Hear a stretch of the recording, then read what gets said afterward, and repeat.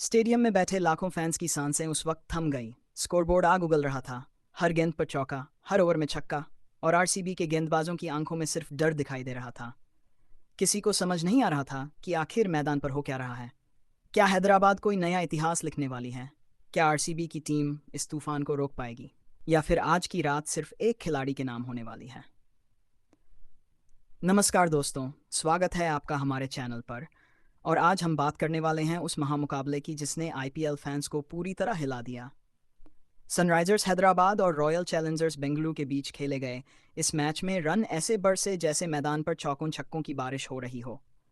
लेकिन इस मैच की सबसे बड़ी कहानी आखिर में सामने आई, और उस कहानी का नाम था ईशान किशन। मैच की शुरुआत हुई और आरसीबी ने टॉस जीतकर गेंदबाजी करने का फैसला किया। शुरुआत में लग रहा था कि शायद बेंगलुरु की टीम हैदराबाद को बड़े स्कोर से रोक लेगी, लेकिन किसी को अंदाजा नहीं था कि अगले 3 घंटे आरसीबी के लिए किसी बुरे सपने से कम नहीं होने वाले। सनराइजर्स हैदराबाद की तरफ से ओपनिंग करने अभिषेक शर्मा और ट्रेविस हेड, दोनों बल्लेबाज शुरुआत से ही खतरनाक मूड में दिखाई दे रहे थे। पहले ही ओवर से गेंदबाजों पर हमला शुरू हो गया। चौकों और छक्कों की ऐसी बरसात शुरू हुई कि स्टेडियम में बैठे दर्शक अपनी सीट छोड़कर खड़े हो गए। लेकिन असली तूफान तब आया जब क्रीज पर उतरे ईशान ने आते ही आरसीबी के गेंदबाजों पर हमला बोल दिया। उनकी बल्लेबाजी देखकर ऐसा लग रहा जैसे गेंद से नहीं किसी तोप से निकल रही हो। एक तरफ अभिषेक शर्मा सिर्फ 20 गेंदों में 56 रन बनाकर आरसीबी की हालत खराब कर रहे थे, वहीं दूसरी तरफ ईशान किशन लगातार बड़े शॉट लगाकर मैच को पूरी तरह एसआरएच की तरफ मोड़ चुके थे। आरसीबी के कप्तान बार बार गेंदबाज बदल रहे थे, कभी स्पिनर कभी तेज गेंदबाज, लेकिन कोई भी ईशान किशन को रोक नहीं पा रहा था। हर ओवर में बाउंड्री लग रही थी और स्कोरबोर्ड रुकने का नाम नहीं ले रहा था। फिर मैदान पर आए हेनरिक क्लासेन, और उसके बाद जो हुआ उसने आरसीबी फैंस का दिल तोड़ दिया। क्लासेन ने सिर्फ 10 गेंदों में 50 रन ठोक दिए। उन्होंने मैदान के हर कोने में शॉट लगाए। आरसीबी के गेंदबाज पूरी तरह दबाव में आ चुके थे। रसिक सलाम ने ज़रूर 2 विकेट लिए, लेकिन इसके लिए उन्हें 50 रन खर्च करने पड़े। बाकी गेंदबाज भी बुरी तरह महंगे साबित हुए। 30 ओवर खत्म हुए और स्कोरबोर्ड पर था 2 और 75 रन। पूरा स्टेडियम शोर से गूंज उठा।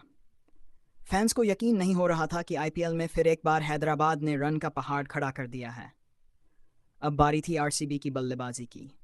255 रन का लक्ष्य, यानी लगभग हर ओवर में तूफानी बल्लेबाजी की ज़रूरत। आरसीबी की शुरुआत ठीक रही, लेकिन जल्दी ही विकेट गिरने लगे। दबाव लगातार बढ़ता जा रहा था। तभी मैदान पर आए रजत पाटीदार, उन्होंने शानदार बल्लेबाजी के करते हुए 79 गेंदों में 56 रन बनाए। उनके शॉट देखकर ऐसा लग रहा था कि शायद मैच में वापसी हो सकती है। फिर वेंकटेश अय्यर ने भी सिर्फ 9 गेंदों में 6.5 रन ठोकर मैच को रोमांच बना दिया। कुछ देर के लिए फैंस भी शांत हो गए थे क्योंकि आरसीबी तेजी से रन बना रही थी। लेकिन असली समस्या थी बढ़ता रेट। हर ओवर के बाद जरूरी रन बढ़ते जा रहे थे और दबाव आरसीबी पर साफ दिखाई देने लगा। कप्तान कृणाल पंड्या ने भी संघर्ष किया और 48 रन बनाए, लेकिन उन्हें दूसरे बल्लेबाजों का साथ नहीं मिला। इसी बीच एसआरएच के गेंदबाजों ने शानदार वापसी की। ईशान मलिंगा ने महत्वपूर्ण विकेट लेकर मैच पूरी तरह हैदराबाद की पकड़ में ला दिया। उन्होंने 4 ओवर में 33 रन देकर 2 विकेट छटके। आखिरी ओवरों में आरसीबी को लगातार बड़े शॉट चाहिए थे, लेकिन हैदराबाद के गेंदबाजों ने जबरदस्त कंट्रोल दिखाया। 20 ओवर खत्म हुए, आरसीबी का स्कोर था 62 रन, और इसी के साथ सनराइजर्स हैदराबाद ने 55 रनों से यह धमाकेदार मुकाबला जीत लिया। पूरा स्टेडियम एसआरएच के नारों से गूंज उठा।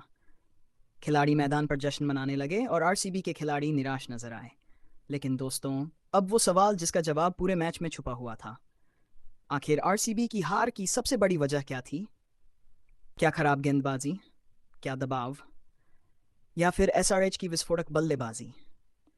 असल वजह थी ईशान किशन की तूफानी पारी।